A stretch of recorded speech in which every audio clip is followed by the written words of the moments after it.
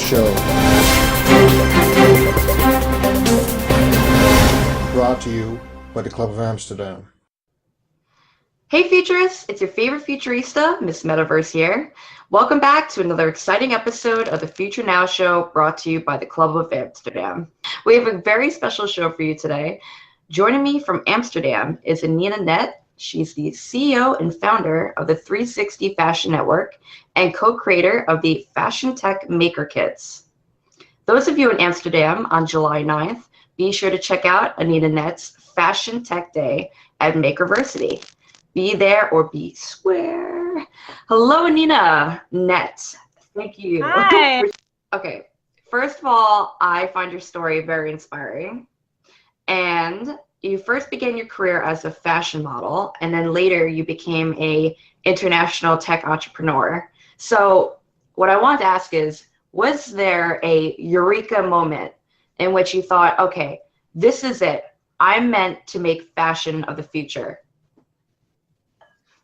As a fashion model, one day I looked around and, there were billboards everywhere. I went to the magazine stand and I bought a stack with my face in it and on the back cover of it, inside it, and I looked around and I thought,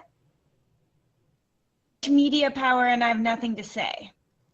And so I was like, your career can only last as long as you can. And I figured that if I wanted to go down in history, that I needed to go down in history for something. I had to stand for something. And since I have always used technology myself, and my father never discouraged me from it. He never, didn't include me in it. So I felt very fortunate that I have so much technical understanding, and that I thought, if there's some young girls and they can see me on the, on the campaign, on the TV, the wherever, and then they'll go like, oh, that's Anina. That's the techie model. Oh, she makes her own website. Oh, she built her own mobile app. Maybe I'll pursue a career, in technology, because I do believe that we need more women building technology and participating in the creation of technology in order for us to get new and better services that suit a woman's multitasking lifestyle. So that was sort of at the crossroads, like the folklore, at the crossroads of fashion and technology, Anina Net was born. And so, that was my goal and my mission. And then once I had my mission statement and I knew what I wanted to stand for, after that, it was just a matter of, seeking ways to talk to media or to present myself in a techie way. I built my own, Anina Dress Up mobile app, and I had my own, Anina Mini Me clothing, and I interacted with people online a lot. And so I made my life transparent with, blogging, my fashion modeling shoots and so on. And it was really at a time when, bloggers were losing their jobs because they were blogging and their companies were firing them. And I was subject to that. There was an agency called Slides. Saw that I was starting to be on all of these newspapers and they were writing about me as the model blogger, the techie model. They said that I had to choose between modeling or a career in technology. So at that, all my blogger friends, they were in an uproar about it, and, why should I have to choose, and why should I be fired from my modeling agency, etc. So I really caught it at the good time. And now sort of the conversations have shifted to other platforms and so on, but that still remains my goal, is to, I believe that it's through fashion technology that we have the opportunity to to catch the interest of women to become entrepreneurs or to become, programmers or digital marketing persons, etc. But that's really, I think it's through the fashion and technology merging is that a lot of, places where women feel fantastic, powerful, and comfortable. So the mission hasn't changed. Now I just make better tools so that women will want to use technology. Exactly. That's great. Love it. What do you love the most about your two dresses, the motion dress and the robotic dress? Oh, okay. Well, I personally really love the motion dress because it's super simple and it gets this wow effect. Yeah, the ribbons, the LED ribbons are like lightning bolts because they kind of move with the fabric. So you get these irregular patterns and it really makes people go, ooh, and ah, At the same time, the robotic dress is just like a personal challenge. I just think it's hilarious. This idea of, one dress has to do it all. And in the future, the woman will go from the workplace to, an evening ball and without the help of a fairy godmother, but thanks to modern robotics, alakazam, she gets, transformed into a ball gown. So I just love the story of that. And what's very interesting is those are two of our most popular kits. Like the motion dress, people love the idea that the dress is intelligent. So it knows when you're, in a powerful movement like walking. At the same time, it knows that when I'm just talking to you and I'm just moving, normally, that it shouldn't be lighting up because we don't want to be like, a lantern flashing you, right? As the CEO, she said in this interview, she goes, "We don't want a lantern in front of you flashing you." The CEO of Our Factory, who created that. It's very nice. I think it's an excellent example of the correct use of technology in a garment. You don't want to be flashing all the time. The dress can be intelligent. It knows when and where to light up when you want the attention on you, when you don't want the attention on you. The robotic dress, Michael Starost, he was a superstar, fashion designer. He, flew to China and he came to work with us and he just immediately, how to merge the technology pieces together with the dress to make it, when I'm just wearing that dress, people are like, "Oh, I love this dress," but they have no idea that there's this like all these robotic parts behind it. And then I click the button and then it goes like, and they're like, get out. So yeah, I really like both of those dresses. One because it's very, very wearable, and the other one because I think it's back into fashion designers for their finale piece. Mm-hmm. And they're not making it all like a skirt. They're putting the robotic pieces in different, areas, and it's very interesting to see how movement and shape changing the garment, because the robotic dress is really about being able to change the shape of the garment. The motion dress is really about when and where to light up, and that is when you're in motion. Great. Okay, well, that's all very exciting. So now taking that into consideration, let's talk about the future.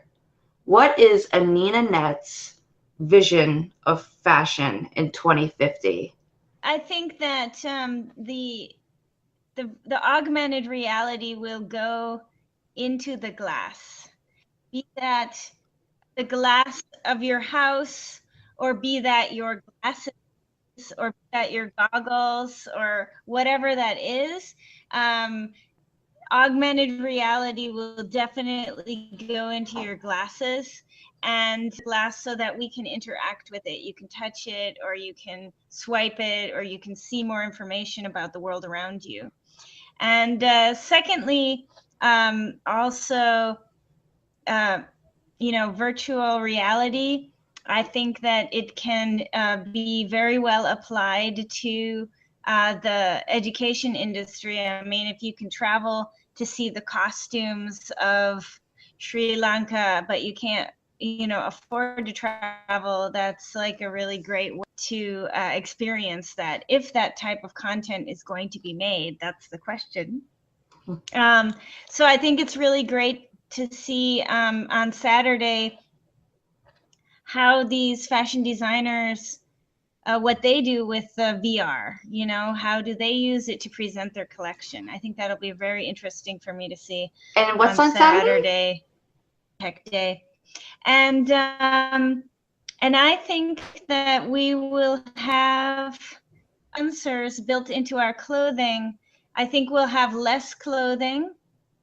I think the clothing that we will have, or pieces of it that we will have, will be like, need additional care, but it will help us to save time, and it will help us to connect to people and the world around us faster, to get and find what we need. And I think in retail, we'll see interactive spaces. So your home will become smarter. Also the retail stores will become more entertaining, and they will become, more interactive, but they probably won't have stock. So when you go into the store, it's more like a showroom, and then you buy it and it's shipped to you. So the store environment becomes more like a interesting place to try on things and discover, and in that way it'll become more like an event to go to a store with your friend, because most of the shopping will shift to the online. So the stores need to have a reason for you to visit them, and see the collection, etc., rather than just purely practical experience. And I think that transportation also get, what if my clothes could tell me when I get off the subway which way to go, by having, some type of haptic feedback, I think that these kind of uses are very helpful, maybe when you're riding a bike or you're navigating. And also we'll see that the power goes into the accessories. Like, I think it'll become standard that purse built in. I think it'll be standard that, wallets have, wireless charging units built in them, because we will need more power. So I think that you'll see we'll start to carry the power on us inside our accessories, like a belt or a bag. Even your shoe will work together, electricity, because we're just going to need more and more of it. Excellent. That's very exciting. I can't wait to see that. And one more thing. So you have this event coming up on the 9th in Amsterdam. And what is the last thing that you want people to know before, let's say, they're coming? What should people look out for at the event? I'm super excited because we will have the fashion tech kits there, and an engineer, a woman engineer. So she's going to be teaching, how to manipulate, meaning how to move the servo motors. And I'm going to be speaking about how do you integrate wearable electronics into clothing. We'll also have the LED ribbons there. The LED ribbons are super special materials. We'll be showing different batteries and different more suitable for electronics. We'll be showing all of these different kinds of materials that you can use. And I'm also excited to see the other contributors and what they've made with light. I think light is a really big trend in clothing. We've got some beautiful handbags that also, will be lighting up and so on. So I think what people really can see there are real clothing pieces, real products, and I think they can, come and interact and say their part.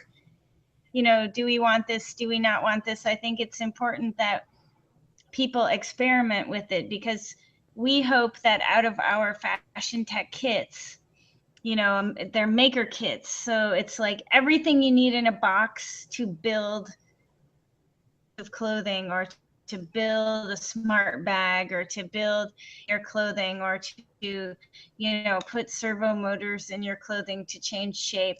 All of these things solar powered. We have all of these different kits, and what we're hoping is that fashion designers will see those kits, and then they will integrate. For example, they'll make a solar powered bag, or they'll make, one of our interns, she made a heating and massage shirt for blue collar workers. Brilliant idea.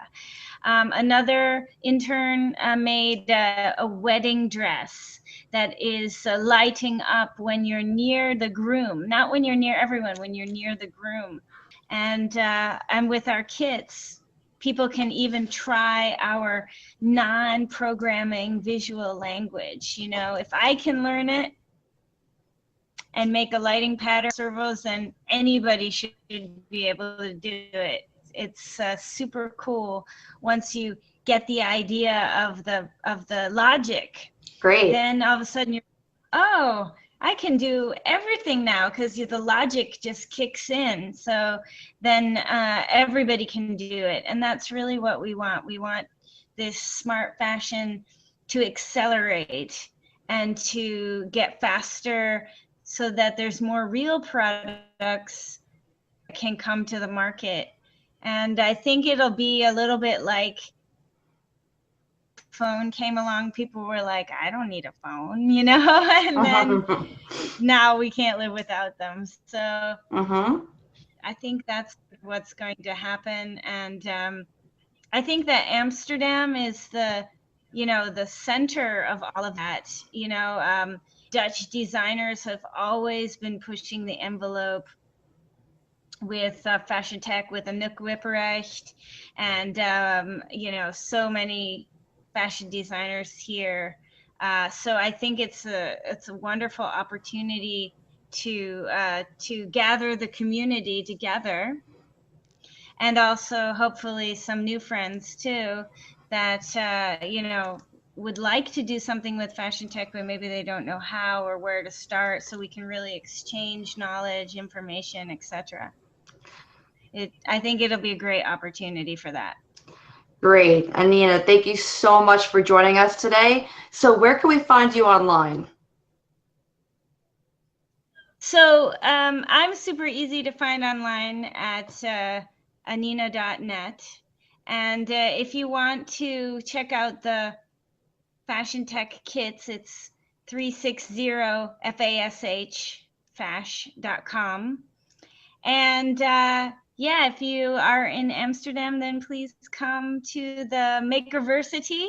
And on Saturday, 11 to 7 p.m. And love to have you there and have you experience and listen to your feedback, and something to show, bring it. Excellent. Well, thank you so much for joining us. It was a great show. And now let's go build a better future. Yes. Active clothing. Yeah. Thank you so much. Really love your show. And I love how you push the envelope. So let's keep pushing. Excellent. You rock. All right. Talk to you soon. Bye.